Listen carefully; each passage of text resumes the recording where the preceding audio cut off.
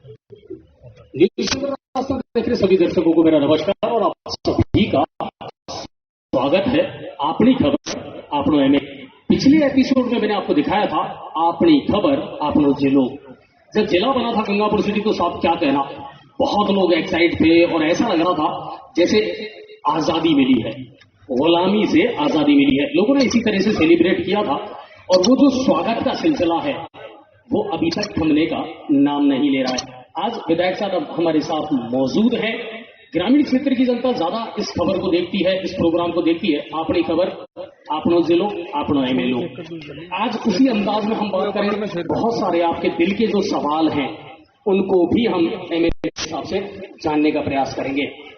चलिए, बहुत बहुत स्वागत है आप सभी का और ज्यादा से ज्यादा शेयर जरूर करना और इनवाइट भी लोगों को करना। सबसे पहले मैं स्वागत करता हूं।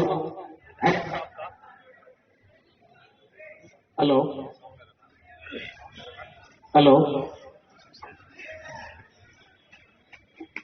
और उनसे आज सवाल जवाब करेंगे और उम्मीद करता हूं आपके हर सवाल का जवाब आपको बेबाक तरीके से मिलेगा।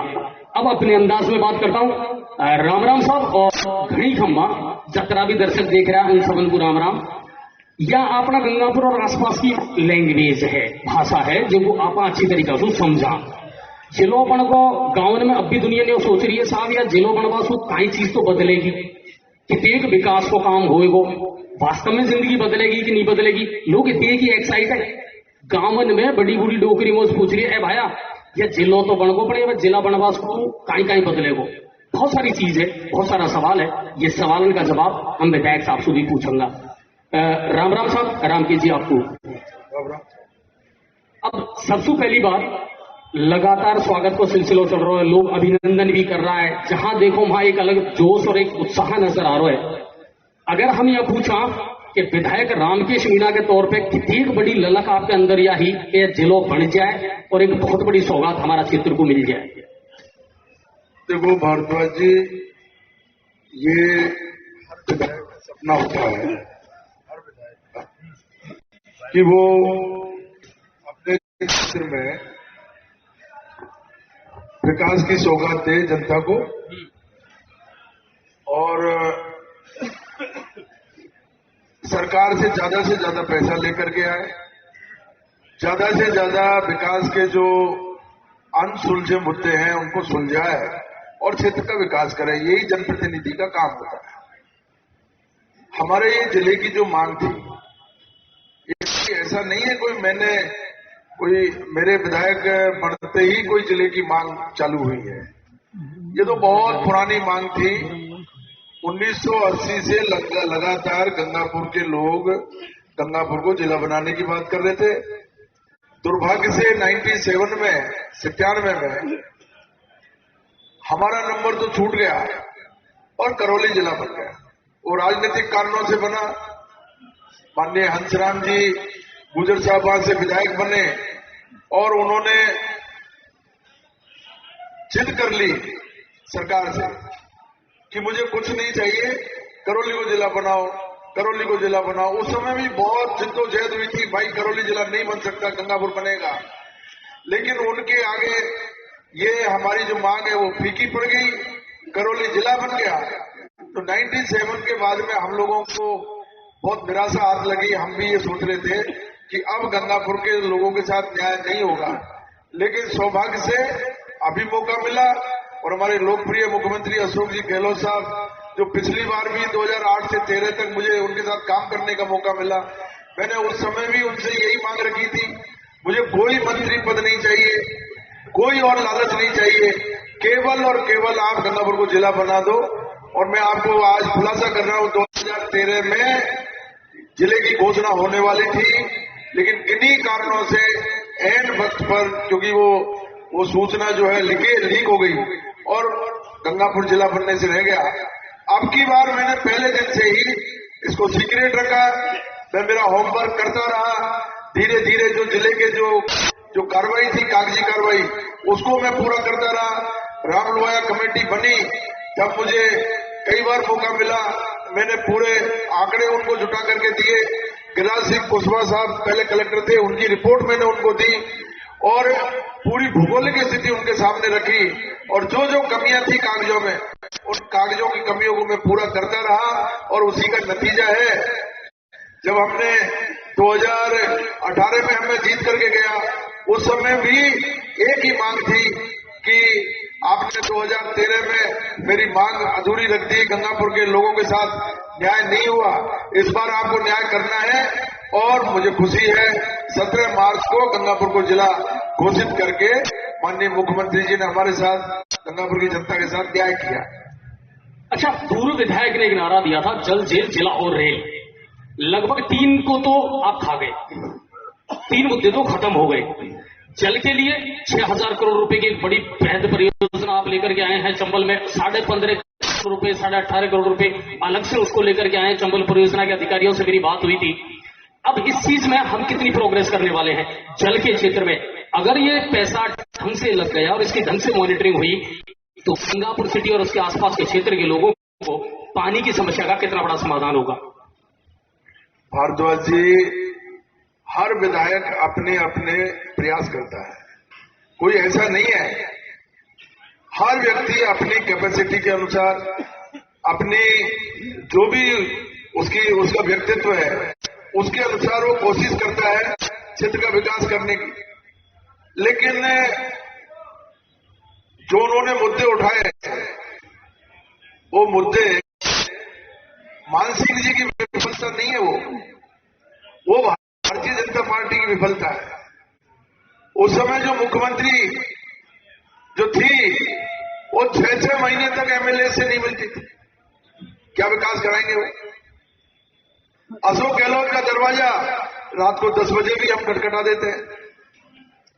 तो ये काम करने के तरीके होते हैं। लोकतांत्रिक सरकार जो अशोक जी के टाइम में जो काम कर रही है, अशोक गहलोत साहब के टाइम में, आप देखिए, मैं गिना नहीं पाऊंगा गंगापुर को कितनी सौगातें मिली है। हम लोगों ने भी दिन रात मेहनत करके अभी भी जब जिले की घोषणा 17 मार्च को हुई, उससे 1 महीने पहले से मैं लगातार ठीक ढंग से सो भी नहीं पाया। मैंने पूरी कोशिश की, सारे कागज पूर्ति की, होमवर्क पूरा किया और जिले की घोषणा हुई। जिला और जेल जो उन्होंने घोषणा की,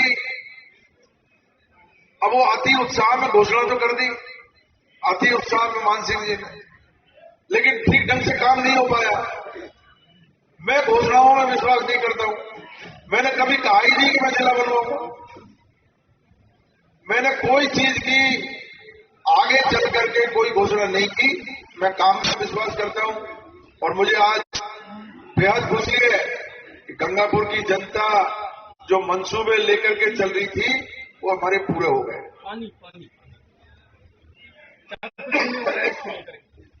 देखो, पानी के मामले में तो मैं आपको ये बयान करना चाहूंगा कि 4657 करोड़ रुपए की घोषणा हुई है, 46.5 अरब रुपए, और 46.5 अरब रुपए की घोषणा वो करौली और सवाई माधोपुर जिले के हुई है।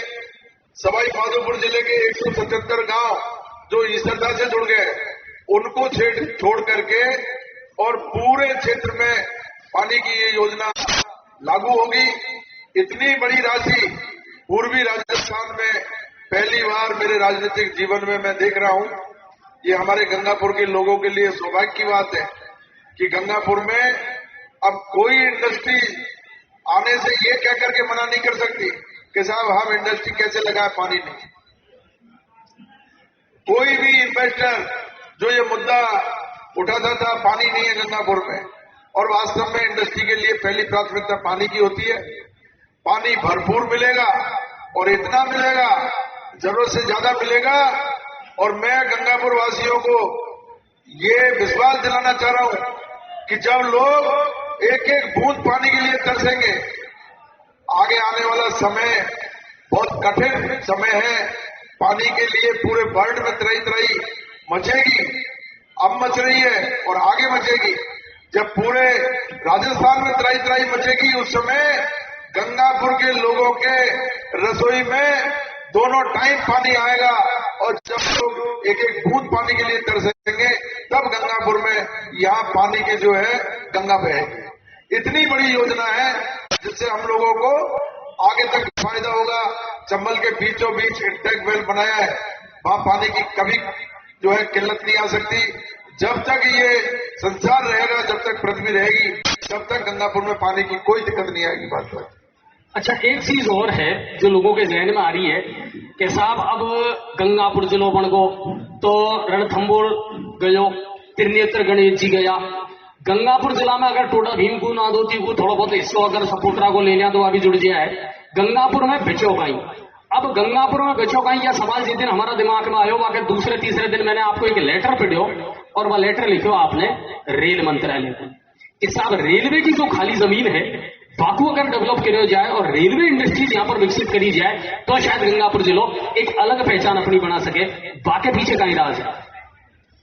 भारद्वाज जी, गंगापुर अपने आप में बहुत बड़ा इतिहास समेटे हुए हैं।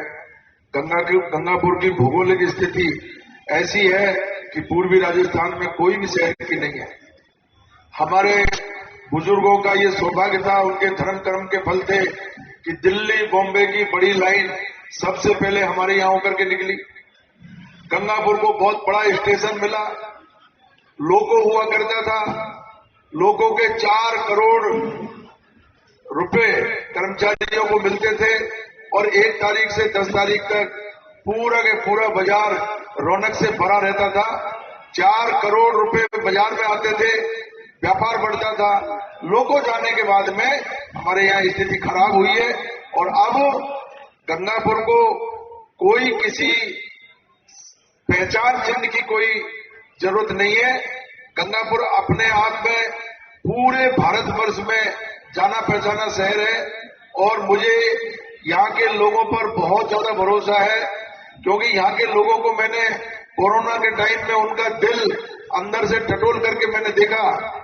जब लोग भाग रहे थे, लोग सड़कों पर 500 किलोमीटर पैदल चल करके आ रहे थे, किसी ने रास्ते में पानी तक के लिए नहीं पूछा। मैं गंगापुर के लोगों को धन्यवाद देना चाहता हूं। तो सारी सीमाओं से परे हट करके वो यहां पर सारे के सारे सेंटर खोले और सेंटरों में कोई बिना जात पात के, कोई भेदभाव के सब लोगों की सेवा की। एक झटके में हम लोग इकट्ठे हुए और 50 लाख रुपए इकट्ठे हुए। गंगापुर सेवा समिति का गठन हुआ। चारों तरफ जो गरीब लोग थे जिनका राशन पानी खत्म हो गया था, उनके घर घर जाकर के राशन पानी पहुंचाया। गंगापुर के लोग जो उनको ये अपॉर्चुनिटी मिली है गंगापुर जिला बनने की, मैं दावे के साथ कह रहा हूं आगे आने वाले 5-10 साल में गंगापुर पूरे 50 जिलों में नंबर 1 जिला रहेगा। गंगापुर के लोगों में ये कुव्वत है। यहाँ का व्यापार किसी भी क्षेत्र में कम नहीं है। हमारी मंडी अपने आप में व्यापार का सेंटर है और मंडी में जो अभी व्यापार चल रहा है वो दुगनी चौगनी गति से आगे बढ़ेगा। कम से कम 2 से 3 हजार कर्मचारी गंगापुर में आएंगे, उनके परिवार यहाँ रहेंगे, करोड़ों रुपए उनका वेतन मिलेगा। वो गंगापुर में और यहाँ के जो बाजार है वो गुलजार होंगे और चारों तरफ खुशहाली आएगी। लोगों को 100 किलोमीटर का चक्कर नहीं काटना पड़ेगा और जिला हेडक्वार्टर बनने से कई सैकड़ों तरह की स्कीमें ऐसी है जो जिला हेडक्वार्टर अपने आप कवर करती है, उसका भी हम लोगों को बहुत ज्यादा फायदा मिलेगा, ऐसा मेरा मानना है। रेलवे के पीछे पड़ोगे कि नहीं पड़ोगे? लेटर तो लिख दिया, अब रेलवे के पीछे पड़ोगे, पाचना के पीछे भी पड़े, रिजल्ट निकलने वाला है, जिले के पीछे पड़े, रिजल्ट निकलने वाला है। रेलवे के पीछे पड़ोगे या नहीं पड़ोगे, डेवलप तो करना पड़ेगा रेलवे को, क्योंकि यही रहेगा हमारे पास। देखो, मैंने अभी अश्वनी जी आए थे, हमारे रेल मंत्री जी, उन्होंने घोषणा ये की है कि हम गंगापुर को वर्ल्ड क्लास स्टेशन बनाएंगे। मैं कोई पार्टीबाजी में ज्यादा जो विकास करेगा उसका मैं समर्थक हूं, उसका सम्मान करता हूं। अश्वनी जी ने ये घोषणा की है गंगापुर को वर्ल्ड क्लास का स्टेशन बनाने की। पूरे गंगापुर की जनता उनकी तारीफ कर रही है, मैंने भी तारीफ की है।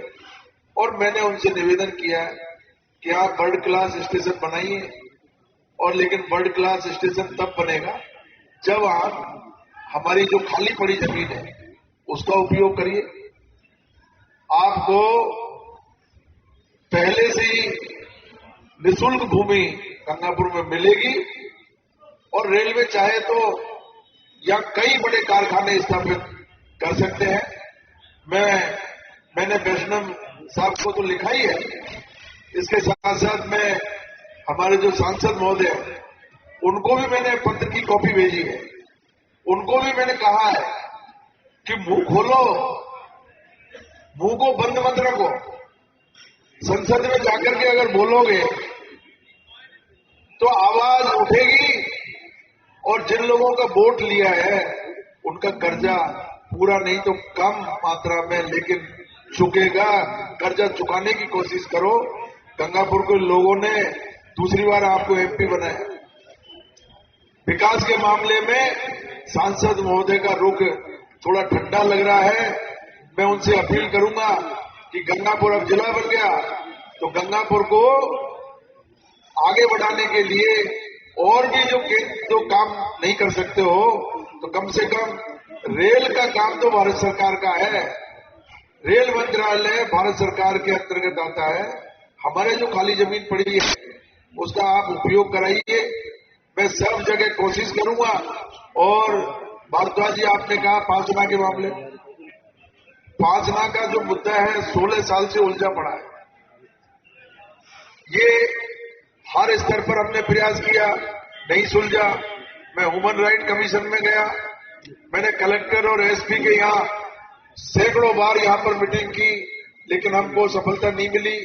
अब हम लोग पीआईएल के मार्फत एक विधायक होने के बाद भी, सरकार के साथ सहयोग करने के बाद भी मुझे हाईकोर्ट जाना पड़ा, और पीआईएल मैंने दर्ज करवाई है, और उस पीआईएल पे अभी सुनवाई हुई है, उसमें सुनवाई चल रही है। मैंने उसमें बिंदु उठाया है कि अगर 16 साल में पानी नहीं छोड़ने वाले जो लोग हैं उनको अगर आप आइडेंटिफाई नहीं करते हो तो ये अन्याय होगा। कौन आज भी मना कर रहा है पानी छोड़ने के लिए, आपको पता नहीं है। जब भी कोई मुद्दा आता है, लॉ एंड ऑर्डर की बात करते हो, तो हाई कोर्ट ने मेरी पीआईएल और मेरी प्रार्थना के आधार पर इस बार कलेक्टर एसपी को पूछा है कि आप बताइए कौन लोग पानी रोक रहे हैं, उनका नाम हमें बताइए, या तो आप उनको जेल में बंद करो, अन्यथा हमें नाम बताओ, हम उनके खिलाफ कार्रवाई करेंगे। ये मुद्दा उठा है। और दूसरा, 3 हफ्ते में पानी खोलने के निर्देश दिए प्रशासन को। साथ ही उन्होंने ये साफ कहा है कि जो 10,000 करोड़ रुपए हमारे कमांड एरिया के किसानों को मुआवजा मिलना चाहिए, इतना नुकसान हो गया। मैंने मेरी पीआईएल में कहा है कि 10,000 करोड़ रुपया मुआवजा दिलाओ। 16 साल में पानी नहीं मिला और आपने लगान वसूल की सिंचित क्षेत्र की, तो ये सारी की सारी सरकार से आप रिलीफ दिलाइए।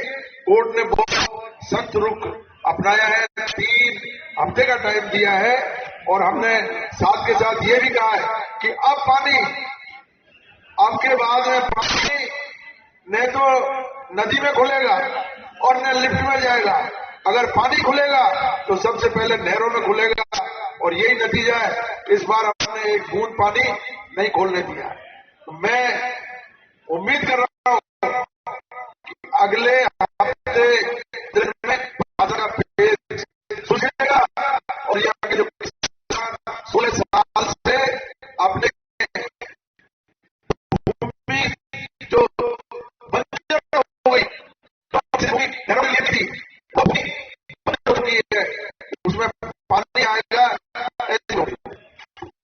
अच्छा, अभी जितनी घोषणाएं आपने करवाई, जिनमें कौन सा कॉलेज की बात कर लिया, स्टेडियम की बात कर लिया। अच्छा, तो मेरे पास में खबर यह भी आई, रोडवेज बस स्टैंड के लिए जो कौन कौन।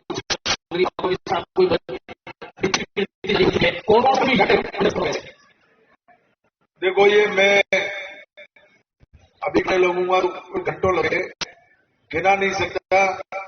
इतने काम जो भी गंगापुर की आवश्यकता है, रोडवेज बस स्टैंड की बात है, वो आपको अभी प्रोग्रेस में दिखाई देगा। आपको कॉलेज, दोनों कॉलेजों के यहाँ और वजीरपुर में खुल गए, उनका काम प्रगति पे है। कॉलेज भी वजीरपुर में खुल चुका है। हॉस्पिटल, जिला अस्पताल का काम बहुत तेजी से चल रहा है। दोनों कॉलेजों के काम भी बहुत तेजी से चल रहे हैं। अंडरपास का 40 साल पुरानी मांग थी हमारी, 40 साल। और मुझे दुख है, कभी कभी तो मुझे इतना अफसोस होता है कि हमारे हंसराज जी गुजर, जो बहू के सरपंच थे, उन्होंने अपने जीवन का बहुत बड़ा इस समय निकाल दिया। हर जगह उन्होंने बात कही, वो बात की उनके जीवन काल में पूरी नहीं हुई, अब जाकर के वो पूरी हुई है। ये अंडरपास सैंक्शन हो गया, इसके टेंडर भी हो गए हैं। 28 तारीख को ये टेंडर खुल चुके हैं। अब इसमें क्या प्रगति है मैं अभी जानकारी नहीं ले पाया क्योंकि छुट्टियां आ गई। मुझे पूरी उम्मीद है कि जल्दी ही अंडरपास का काम पूरा होगा और जल्दी से जल्दी हमको इस समस्या से निजात मिलेगी। 40 गांव के लोग इंतजार कर रहे हैं। 40 साल पुरानी ये मांग चल रही थी, लेकिन पूरी नहीं हुई। आज हंसराज जी हमारे बीच में नहीं, लेकिन उनकी आत्मा जहां कहीं भी है, वो पूरी होगी कि उनकी मांग को पूरा किया है। और मैं आपको ये भी कहना चाहता हूँ कि अंडरपास सभी शिलान्यास होगा, भूमि पूजन होगा। हंसराज जी के नाम पर इसका हम लोग भूमि पूजन करेंगे और इसका अंडरपास का नामकरण भी हंसराज जी के नाम पे करेंगे। बड़ी बात कही है, क्योंकि हंसराज जी ने बहुत लंबा समय गुजार दिया साविया में और हर मुद्दा पे, हर जगह, हर मंच पे उनने के लिए लड़ाई लड़ी। अब बात क्या करा, अब विधायक रामकेश मीणा का जहन में और कहीं चल रहा है। जिलो बनगो हॉस्पिटल लिया आया साहब, चलो बहुत बढ़िया। बहुकला अंडरपास को मुद्दों बहुत लंबा टाइम चल रहा, खत्म कर दियो। चंबल के लिए भी पैसा लिया आया। अब कहीं चल रहा दिमाग में और आगे कहीं चीज पर काम करना है, चीज जहन में है। तो एक है के सामने आज हमको नया एक कंसेप्ट दिया है कि जिले की घोषणा तो हो गई, लेकिन जिलों में हम कैसे सर्वोपरि और सर्वश्रेष्ठ जिला कैसे बनाया। 50 जिले हो गए। 50 जिलों में हमारा ये सपना है कि आगे आने वाले समय में गंगापुर न केवल एक जिले के रूप में पहचाना जाए, न केवल ऐसा कि सब 50 जिलों में एक गंगापुर भी जिला है, बल्कि सवाई माधोपुर अभी अलग हट गया हमसे। सवाई माधोपुर का भी नाम रणथंभौर और तन्नेत्र गणेश जी के नाम से जो है बहुत पहचान थी उसकी, लेकिन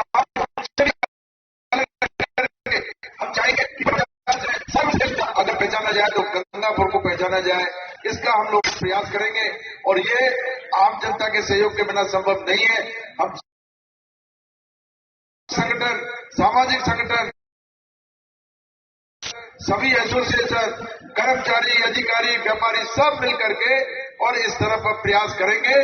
गंगापुर को सर्वश्रेष्ठ जिला बनाएंगे। गंगापुर के तरफ बहुत लोगों का रुझान है। अभी भी जिला की घोषणा होने के बाद में लाइन लगी हुई है, सपोर्ट आगे वाले काम कर। अच्छा, जनता एक छात्रावास और विद्यालय बनाने के लिए शिलान्यास किया था और आदरणीय मुख्यमंत्री जी ने वहां पर जो है शिलान्यास किया, शिला पट्टिका लगाई और 10 दिन बाद में उस शिला पट्टिका को तोड़ करके और भाई के नाले में फेंक दिया। अब ऐसे लोग जो इस गंगापुर के विकास में बाधक बनते हैं, आप समझे कैसे कैसे कैसे विकास हो। और डिप्सा के लोगों को तो मैं धन्यवाद देना चाहता हूं, जो कम से कम उनसे जब भी जमीन मांगी उन्होंने आगे बढ़कर के जमीन दी है। आज चाहे मॉडल स्कूल को ले लीजिए, केंद्रीय विद्यालय को ले लीजिए, खेल मैदान ले लीजिए, गर्ल्स कॉलेज का है, ये सारी की सारी जमीन उन्होंने अपने वहां से दी है। लोग चारागढ़ में और जो सिवाय सिर्फ जमीन है सरकार की, उसको ही अपनी मान करके उस पर ही कब्जा करके बैठे हैं। तो ये ऐसा नहीं है। जो लोग जमीन दे रहे हैं उनका हमको तो धन्यवाद करना चाहिए और जहां एक बार डेवलपमेंट चालू होता है उधर तेजी से डेवलपमेंट होता है। हॉस्पिटल के लिए भी उन्होंने जो उनके वर्षों पुराने कब्जे थे, डिबिया के लोग तो मैं जितना कहूं, जितना धन्यवाद दूं उतना कम है। उन्होंने अपने वर्षों पुराने 50 साल के जो कब्जे थे अपने आप हटा दिए और हमको जमीन उपलब्ध करा दी। जब भी प्रशासन के लोग मेरे को कहते हैं, मैं डिबिया की तरफ ही जाता हूं, बाहर अगर कहीं दूसरी जगह जाते हैं जमीन ही नहीं मिलती है कहीं। अब मैं आपको मैं अपील कर रहा हूं, मैंने उस दिन भी कहा था, आप मुझे जमीन बताओ, एक ही नहीं, अभी तो 50 तरह के विभाग खुलेंगे, हमें तो बहुत ज्यादा जमीन की जरूरत है। 300, 400, 500 बीघा जमीन की जरूरत पड़ेगी। और मैंने हमारे राजस्व अधिकारियों को, एडीएम साहब को कहा है, सबको हम चिन्हित कर रहे हैं, जो सरकारी जमीन है उनको चिन्हित करके और चारों तरफ विकास करेंगे। एक तरफ विकास से शहर का विकास नहीं हो सकता। ऐसा नहीं है कि आप कोई डिबिया रोड को या हिंडौन रोड को या सवाई माधोपुर रोड, चारों तरफ विकास करेंगे, चारों तरफ ही विभाग आएंगे, चारों तरफ विभागों को जमीन अलॉट करेंगे और पूरे गंगापुर का समग्र विकास करेंगे। सिटी पार्क के लिए आया कुछ आइडिया, कहाँ जगह मिली, कहाँ जमीन मिली और कहाँ पर डेवलप करना? अब आप बताइए, सिटी पार्क के लिए कहाँ है जगह? 1 इंच जमीन नहीं है शहर में। अभी सिटी पार्क बना दूंगा लेगे साहब डिबिया पे, लेगे साहब हिंडौन रोड पे। तो आप बताइए, जमीन पे जो ये प्रोजेक्ट है ये तो जमीन पे ही नीचे उतरेंगे, धरातल पे आएंगे। अब ये सारी की सारी चीजें हमको सोचना पड़ेगा। गंगापुर शहर में, क्योंकि पुराना शहर है, अंग्रेजों के जमाने का शहर है, शहर में अंदर जमीन नहीं है, पार्किंग की समस्या है, सड़कों की समस्या हो रही है, इसलिए हमें नया डेवलपमेंट तो बाहर करना ही पड़ेगा। अभी हमें जमीन चिन्हित कर रहे हैं और जैसे जैसे सुटेबल जमीन मिलेगी हम लोग विकास के इन मुद्दों को कामयाब करते रहेंगे। अच्छा, मुझे पता है कि साहब की तबीयत खराब है और मुझे पहले इंडिकेशन दे दिया गया था, लेकिन मैं ज्यादा आपको तकलीफ नहीं दूंगा। अब लोगों के दिमाग में एक और आता है, साहब रामकेश जी का स्वभाव में पिछला साल 6 महीना में नरो परिवर्तन आया। पहले बड़ा गुस्सा हो जावे, जल्दी भड़क जावे, लोग मिलवासू घर पे आ। अब कहीं न कहीं रामकेश जी बड़ा पोलाइट होगा साहब, अब आप मिल भी सको, बात भी कर सको और अपनी बात को जेन्युइन तरीका से रख भी सको। यह परिवर्तन चुनावी साल को असर है या वास्तव में लोगों ने समझने में थोड़ी सी देरी कर दी? विधायक तो ऐसा ही है। ऐसा नहीं है भारद्वाज जी, एक भी उदाहरण अगर आप मुझे बता दो, एक भी उदाहरण, मैं चैलेंज के साथ कर रहा हूं। पूरे गंगापुर में पिछले 22-23 साल से मैं राजनीति में सक्रिय हूं, 4 चुनाव में लड़ चुका, जिला प्रमुख हम लोग रह लिए, एमएलए रहे, संसदीय सचिव रहे, इस बार गवर्नमेंट में साथ में काम करना का मौका मिला है। आप मुझे एक भी एग्जाम्पल ऐसा बता दो मैंने किसी भी व्यक्ति के साथ कोई दुर्व्यवहार किया हो, मैंने किसी भी व्यक्ति को कोई गाली गलौज किया हो। लेकिन अब ये तो राजनीतिक पैंतरेबाजी है। राजनीतिक जो विरोधी लोग हैं वो अफवाह फैलाते हैं, इस वजह से कि लोग मेरे से जुड़े नहीं, मेरे पास आए नहीं, और ये अफवाह चलती रहे। एमएलए के पास अगर आप तो इतनी बड़ी बात करो, दुर्गा जी को जब टिकट मिला, मेरा टिकट कट गया, दुर्गा जी के लड़के को टिकट मिल गया। पूरा 5 साल मैंने काम किया कांग्रेस पार्टी में, अब वो टिकट लिया है, पता नहीं कैसे लिया है, लेकिन हम 2-3-4 दिन तक इंतजार करते रहे। मैंने मेरे बेटे से कहा, धीरज से, मैंने कहा बेटा अगर दुर्गा जी के यहां से कोई टेलीफोन आए, तेरे पास आए, तो अपन को सीधा दुर्गा जी के कार्यालय चलना है और पार्टी का काम करना है। 3-4 दिन तक हमने इंतजार किया, दुर्गा जी का कोई फोन आया नहीं, फोन भी नहीं आया और कोई आदमी भी नहीं आया। जनता ने जबरदस्ती पकड़ करके मुझे चुनाव लड़ा दिया। अभी मैं दुर्गा जी से कह रहा था एक दिन, बैठ गया साहब, हमने 3-4 दिन इंतजार किया, तो माथा पकड़ करके बैठ गए कि मेरे को ये चापलूस लोगों ने ही गुमराह किया कि अगर आप जाओगे आपके साथ धक्का मुक्की कर देंगे, आपको गाली गलौज कर देंगे, आपको अपमानित कर देंगे, और मेरे को फोन भी नहीं करने दिया। अगर मैं चला जाता तो हो सकता है आप चुनाव नहीं लड़ते, मेरा लड़का जो है एमएलए बन जाता। तो ये कभी कभी संवाद खत्म करने से इतनी बड़ी हानि होती है। जिंदगी में आदमी को संवाद खत्म नहीं करना चाहिए, बोलचाल खत्म नहीं करनी चाहिए, आपस में बातचीत खत्म नहीं करनी चाहिए। जो लोग मेरे से जुड़ नहीं रहे और दूसरे के कहने पर ही अपनी धारणा बना रहे हैं, तो मैं तो क्या कह सकता हूं उनके लिए। बाकी मैं आपको इतनी बड़ी बात कह रहा हूं कि एक भी आप उदाहरण नहीं दे सकते। कोई विधायक, कोई जनप्रतिनिधि अपनी जनता को कैसे गाली गलौज कर सकता है? वोट दिया हो ना दिया हो, वोट देना नहीं देना अलग बात है, लेकिन जनता तो माई बाप है इस लोकतंत्र में। हमारे माँ बाप से भी ज्यादा अगर कोई आशीर्वाद मिलता है जनता का मिलता है। और जनता, भारद्वाज जी, दयालु होती है, दया करती है। और जब मेरे साथ ये हादसा हुआ टिकट कटने का, तो जनता ने मेरे ऊपर एकदम रहम की और मेरे को इतने वोटों से जिता करके भेजा। तो जनता में कोई भला बुरा नहीं है। जनता तो मौके के अनुसार निर्णय करती है और जनता दया करती है। लोकतंत्र में जनता ही सबसे बड़ी है। लेकिन जो लोग ये धारणा बना रहे हैं वो राजनीतिक मंसूबे से बना रहे हैं। इसलिए मेरी सबसे आपके इस चैनल के माध्यम से अपील कर रहा हूं, इनके भ्रमजाल में नहीं आए। भारतीय जनता पार्टी कहती कुछ और है, करती कुछ और है। अभी आप देखो, कल परसों शोभा यात्रा निकली थी और शोभा यात्रा में मेरे मकान के आगे जाकर के और जय श्री राम, जय श्री राम, जय श्री राम जोर जोर से। हमने उनका उत्तर दिया जय सिया राम, जय सिया राम, जय सिया राम। चुप हो गए। अरे भाई, सीता जी के बिना अकेले राम का नाम लेना अधूरा है। इसी तरीके से राधा के बिना कृष्ण का नाम अधूरा है। आप जय सिया राम तो बोलते नहीं हो, जय श्री राम बोल रहे हो।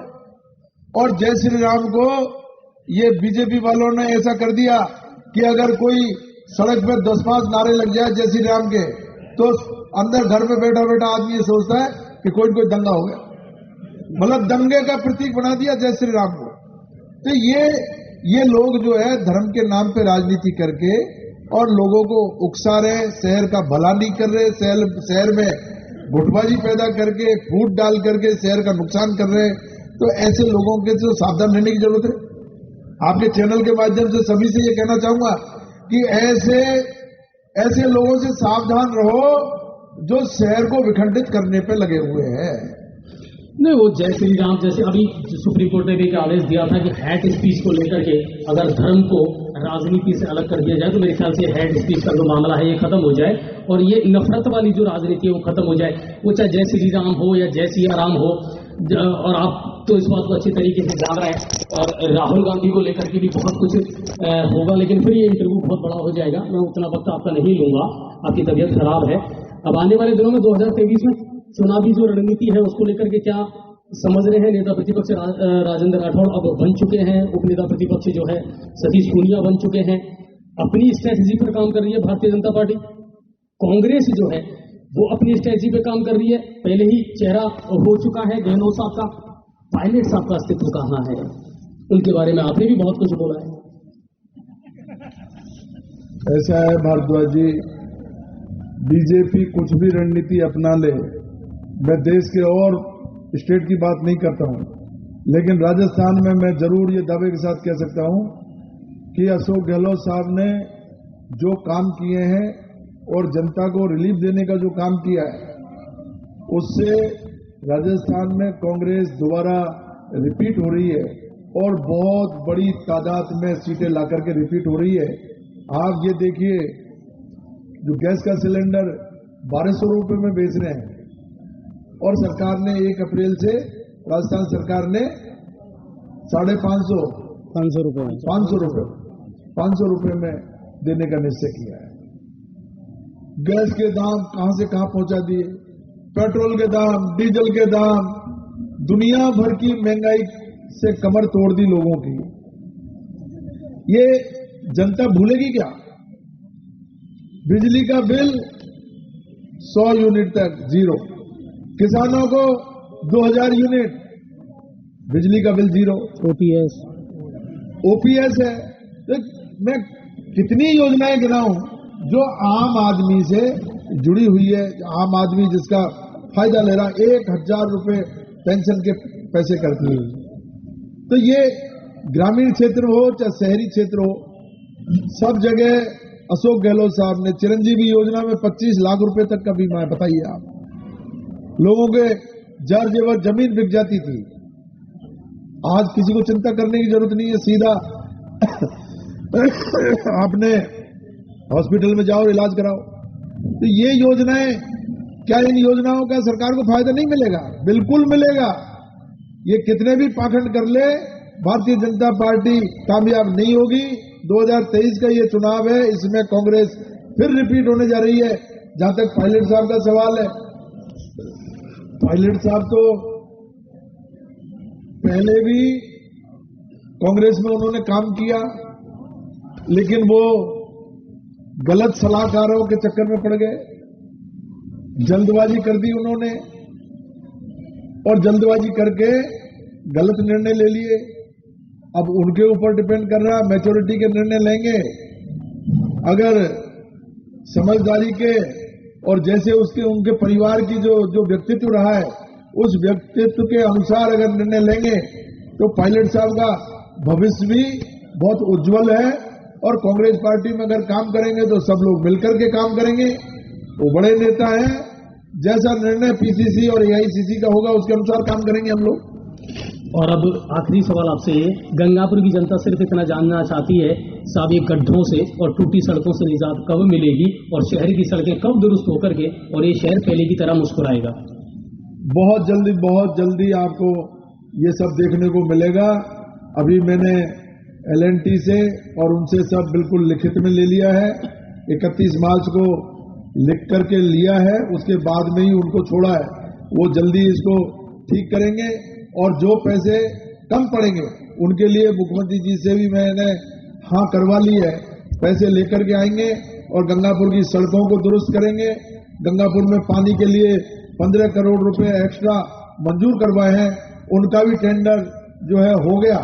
वहां से जो इंटेक वेल से मिट्टी निकालने का काम है वो चल रहा है। 2 नए पंप लगवाने के 98 लाख रुपए की मंजूरी वो भी हो गई है। तो गंगापुर में पानी की समस्या दूर होगी और सड़कों की दुरुस्त करेंगे। अब मैं आपके चैनल के माध्यम से यही अपील करूंगा कि हम सबको मिलकर के गंगापुर को नंबर 1 जिला बनाना है। यही बात कहते हुए मेरी बात समाप्त करता हूं। धन्यवाद। जय। अच्छा, आज जाते जाते एसपी और जिला कलेक्टर कब आ रहे हैं यहाँ पे? एसपी और जिला कलेक्टर ये बैठे सामने। हमारे नवरत्न जी कोहली साहब जो एडीएम है, जिले की घोषणा होते ही ये एडीएम कलेक्टर हो गए, और एडिशनल एसपी हमारे प्रकाश चंद्र जी बैरवा साहब ये एसपी हो गए। तो आप जल्दी से जल्दी यहाँ जो है बहुत जल्दी आपको देखने को मिलेगा। कलेक्टर और एसपी नए आएंगे और गंगापुर की जनता को नए कलेक्टर और एसपी जब आएंगे उस दिन हम उनका स्वागत करेंगे, अभिनंदन करेंगे उनका। चलिए, बहुत बहुत धन्यवाद और बहुत बहुत शुक्रिया। और उम्मीद करता हूँ म्यूजिक राजस्थान के इस प्रोग्राम को आपने पसंद किया होगा। ज्यादा से ज्यादा शेयर करना, लोगों को जोड़ना। और ये बेबाक तरीके से बात थी विधायक रामकेश मीणा के साथ। अपनी खबर, आपनो एमएलए। थैंक यू, धन्यवाद।